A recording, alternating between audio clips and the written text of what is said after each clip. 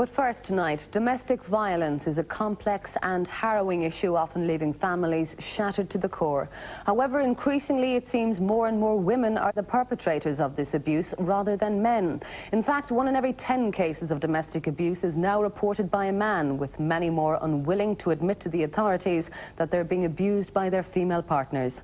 Tonight, 2020 examines the case of 2 male victims and reveals that Irish society is more than uncomfortable with the subject of domestic violence against men. Helen Carroll has this report.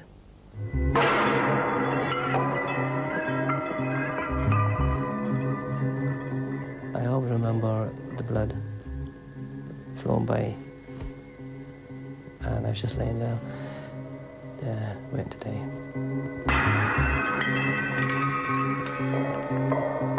I had really nowhere to go. I had nobody to believe me when I would try to tell people that I was actually being abused.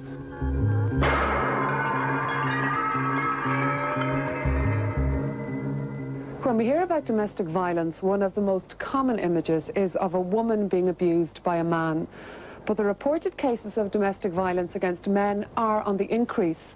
It seems it's now more acceptable for a man to come out and admit that he's a victim too. Have you hoovered yet? Yes. When? I did it a few hours ago. Well, why is the hoover still in the hallway then? I left it there, I forgot. You forgot? Yes, I forgot. You know, I'm sick of every time I ask you to do something, you don't do it properly. I left the hoover in the hallway. Big deal, just relax. But you calm down. Don't tell me to calm down. I'm sick of you doing things in a half-assed way. Patsy Rogers married his wife in 1972. Their relationship was fine for the first 6 years, but then things started to deteriorate. She started sort of pushing and bullying and, not a lot, just pushing you out of the way and saying things about you. And when the kids were small, when I would tell them their nighttime stories, she often said that, what are you doing there? Making out that you might be doing something else. This type of thing, you're only telling them their stories. And that's where it started, And then as the years went on, she got more violent. When did you start to realise that things were going wrong, that it wasn't right? Well, when I finally realised at one stage when I was out in the kitchen and she had fired a knife at me. And the knife had missed me, but it stuck in the fridge. And then I knew there was something seriously wrong here. But like most male victims, Patsy wouldn't tell anyone what he was going through. You never wanted anyone to know that it was happening to you. So you always pretended that the marriage was good. You didn't want the neighbours to know, you didn't want your family to know. And that's what happens to men. You're not supposed to be beaten up by your wife or partner, Had you stopped loving your wife? Had you fallen out of love with her at this stage? Yeah, we had sort of going our different ways. We just live in our separate lives, we were in separate rooms and,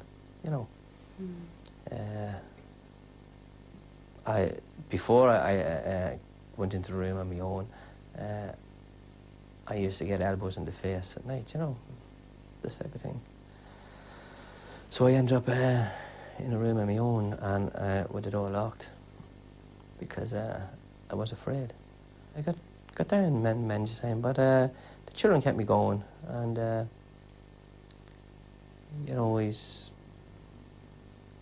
I'm a Catholic, and we used to always went to mass, and I used to take the children with me all the time, and but we always went together, myself and the 3 children. I think the children took to me, and maybe that's what happened. I don't know. I had time for the children, and my wife didn't have time for them. Eventually, in 1997, Patsy decided to seek help. First he went to a social worker who told him to leave home. But Patsy didn't want to leave his children, so he visited a solicitor. I asked, say, can I get a protection order or can I go and look for a barn order against my wife? And he told me, he says, you're wasting your time, he says. You're wasting your money and you're wasting my time. He says, men don't get these things. Shortly after this visit, Patsy was left fighting for his life. I was out in the kitchen putting the groceries away and just out of the blue, I felt a thump in my back. And I turned around and my wife was standing there, just looking at me. And I didn't realise what had happened until I felt the stuff running out of me. I looked down and there was blood everywhere. Blood running out of me, down my arms. I threw the buttons in my shirt and I turned back round and all behind me there was splashes of blood. And I put my hand round to see what was happening and I felt the handle of a knife sticking out of my back. And the words that was used at the same time as I now knew was a stabbing, the words that was used was, you know, I don't know what I should say, that's the last shopping you'll ever do. That's the words that was used. I always remember the blood flowing by and I was just laying there waiting to die. The thing that came into my head was, I'll never forget it because the thing that came into my head was, I'm never going to see my children again. That's what came into me, you know. I'm never going to see them again. He was lucky to survive the attack and lost part of his lung as a result of being stabbed by a 10-inch flick knife. His wife was charged with actual bodily harm, and what happened during the trial seems to have affected him more. During the trial, then, the allegations that was made about me was unreal. I mean, they said that she was being physically abused for years. And I have 3 legal documents, 3 statements from my daughters, where each of them have said that they never, at any time, ever seen me physically abuse my wife. My wife got a 9-month suspended sentence. That's what my wife got, a 9-month suspended sentence. And listen to the evidence that her bowser gave, saying that she was chronically depressed. There was no recommendation for any kind of treatment. Where is she If now? she was. She lives about 400 yards from me at the moment. And do you see her? I do see her, yeah. I would bump into her. That must be difficult. It's very difficult. But the situation where we are living, I can't do much about it, you know. Do you feel like your name is tarnished in some way? I don't feel it, I know it. I mean, I've got so many nasty phone calls. I've got so many people meet me on this town. I have people who still don't talk to me. It's 2.5 years later. And people still believe that because I was stabbed, I must have done something. Well, all I can say is that if I was this violent person that I'm supposed to be, my daughter stayed with me. And I have 2 wonderful, beautiful grandchildren, and they're here with me. So if I'm this violent man that I was made out to be in court, that's my answer, you know. Garda figures on domestic violence show that in 1998, only 11% of complainants were male.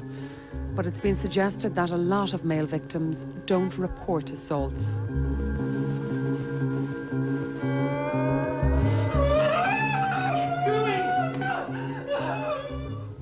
This man suffered in silence for years before he finally left his wife. We met in 1983, and I was 22 years of age at the time, and we were married then about just over a year later. I mean, everything was quite normal at the beginning. I know we got married relatively quickly, but I didn't see any signs of what was to come later within that year, and everything was quite romantic. Within a very short period of time after we got married, she became quite mentally torturing, in the sense that she would continuously put me down, continuously put people down who were connected with me, not in front of them, but just to me, in order to humiliate me. She tried to control everything that I did, people that I saw. She would just continuously humiliate me, and like somebody who's I suppose a typical nagging wife. Within a few months of getting into our own house that we bought, the physical abuse started, and it started off with slapping, with pulling my hair, and then it went on into full beatings, and I would literally be kicked from one end of the house to the other. A few techniques were developed throughout the time that the abuse was taking place, and one of them was that she would always go for a knife and go for my genital area. I never felt that she was going to actually stab me, but I did step away from her because it was, I mean, I had to step away. There was a bit of a risk, but I didn't feel she was going to do it. But it was always a kind of a threat that she would castrate me. But everything was used against me. And it's not like, say, the classic rolling pin situation. Knives were used, other kitchen implements were used, the sweeping brush was used. She cracked my elbow with a sweeping brush on the last occasion that she beat me. But her fists and her feet were the main things that she used. Were there ever any serious injuries? No, there were cut marks from knives and there were bruisings, but never kind of very serious physical injuries. The injuries that I have and the scars that I probably still have today would be more emotional or mental scars. Were you ever tempted to retaliate or to defend yourself? Or? Oh, you see, this is the very strange thing about it as a male being abused by a woman, that when you, like I'm trained in physical restraining as part of my work, and when I use these techniques to restrain her and to bring her to the ground without causing any physical injury, she would start calling for neighbours and start calling for guards and threatening me with having the guards brought down, that I was physically abusing her, and then she would feign an injury. Now, there were 2 children involved, and I suppose even to this day she is still trying to control me and still trying to abuse me through my children. We have joint custody of the children, and court reports have been made out on both of us. But she's made a couple of allegations against me. An allegation of physical abuse against me, saying that I'd physically abused my son. And she made a tentative allegation that I'd sexually abused my daughter about a year after that allegation. And because of the sensitivity of the work that I'm involved in, it really, not only did it jeopardise my relationship with my children, but it also put my whole career at risk and under scrutiny. The only way I felt that it would end would be if, when I died, I felt I got so low on one occasion that I did feel that, well, maybe if I did commit suicide, that it would obviously end then. But I didn't go too far down that road because that was quite frightening. And I suppose maybe that was the trigger for things changing. Although it took a number of years for me to actually walk out, that at that point I started to realise that something will have to change here, something will have to give, or I will end up a dead man. He left his wife in 1997, and since then he's been putting his life back together. When I did leave, I wished that I'd done things differently.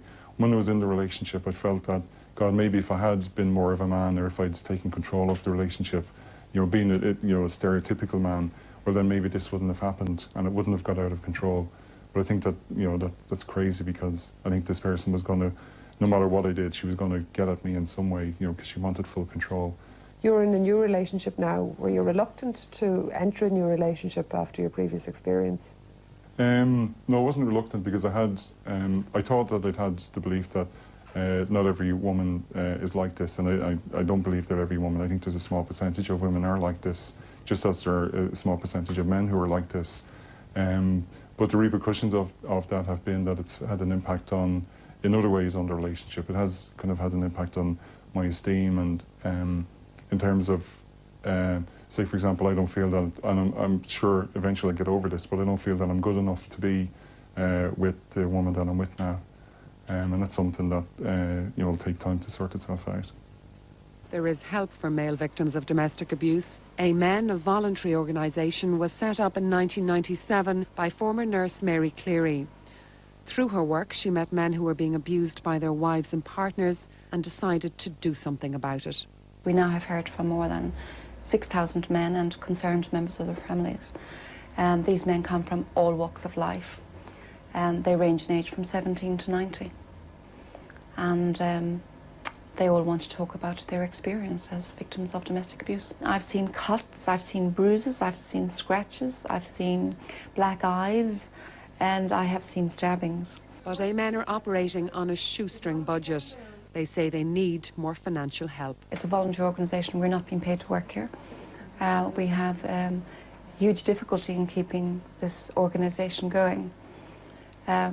We've received very little funding. We've received very little support from government departments. If we don't receive help soon, I believe that we will have to close this office. The group are holding their second conference on domestic violence at the end of this month. As well as helping victims, Amen hopes to attract social workers, Gardaí and other professionals who may come across cases of domestic abuse. What we would like to see happen is that this issue is addressed with a balance. And in fact, for the first time, it has now been introduced into Templemore Garda Station, because we do hear from a huge number of student Gardaí who want to know about this issue. I would also like to see proper mainstream funding, at least for a national office and people to work in the office, and the helpline to be funded. One reason a lot of men don't seek help is because they don't think they'll be believed by their family and friends, and also by the courts. I think the general perception is that it is more difficult for a man to get a barring order than it is for a woman. And I'd say the reasons for that are fairly set in our own sort of mindsets, and indeed the way that society actually deals with the male-female situation. The legislation is there now to sort of protect men and women equally, and it's a question of the application of the law. I think a lot can do with the relationships themselves, but also the dependence in that relationships. If you have very young children, generally speaking, I'm not saying always, but generally speaking, again the perception is that young children are better off being looked after by their mother because of the motherly instincts, and that fathers do not have what is necessary to look after the children.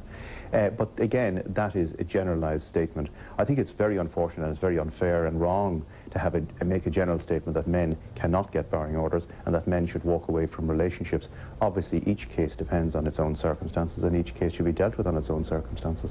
If at the end of the day you feel that your relationship has broken down and that relationship cannot be dealt with, that breakdown cannot be dealt with in a civilized way without sort of all sorts of tantrums and emotions coming into it, then go to either your solicitor in the first instance, or if you can't afford a solicitor, go to the legal aid board solicitors who are dotted around the country in different legal aid centres. Ultimately, it is here that many male victims of domestic abuse end up. But still, most of them are reluctant to admit the real cause of their injuries. In general, we find it's more common for females to attend accident and emergency departments following episodes of violence as opposed to male patients. And there's a number of factors for this. Firstly, male patients may feel humiliated by the event.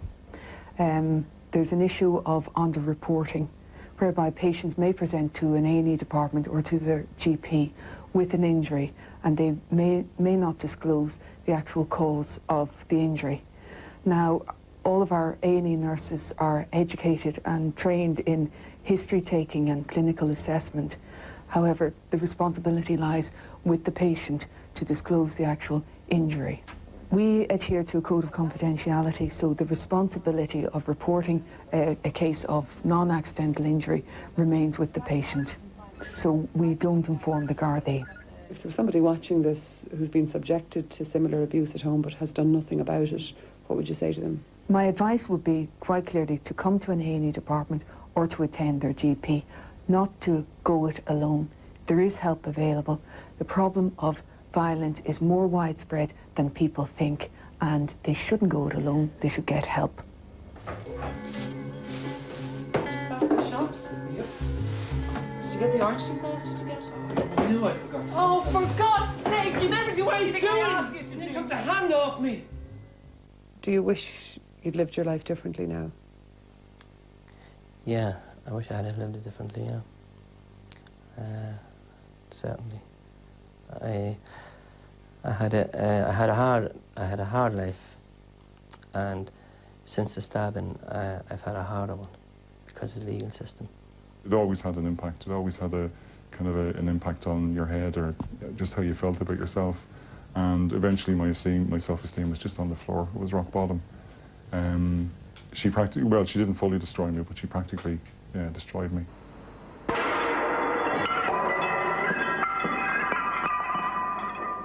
If you've been a male victim of domestic violence and would like assistance, you can call the Amen Confidential Helpline on 046 23718.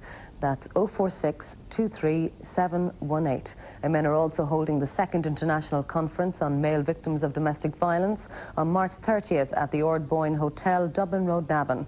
You can find more information by logging onto their website at www.amen.ie.